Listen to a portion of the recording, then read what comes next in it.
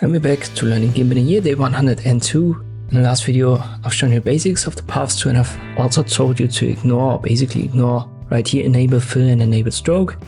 Let me show you how you can use it, or at least how I like to use it. I think it's way easier to do it like that. First up, you create an empty layer for, let's say, a new object, and then we use the paths tool. If you can't find that at all, go to tools, and there it should be. B is the shortkey for it. Create yourself a path. If you don't know how that works at all, just watch the last video where I've explained it in detail. You simply left click for straight lines and you left click drag for curves. Close your path, and then you can still left click drag on the lines to make them curved. And let's just say this is the path that we want to use and we want to fill it. So we simply use selection from path right here. Then we don't need the tool anymore and we can easily fill it under edit. There are three main options: fill with foreground color. So that's the first swatch right here. That's in the foreground. Then we give that a different color. And by the way, I've pressed Ctrl Z to undo the last color filling.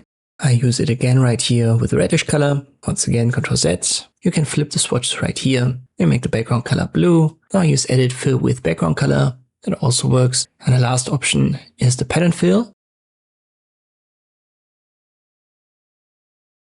You can change the pattern by, for example, activating the bucket fill tool. Select pattern fill here, left click on the swatch, pick one that you need. This is now basically active in the background, and you can use edit fill with pattern, and this new pattern will be applied. So I think this is the way to do it, or once again, this is at least the way that I like to do it.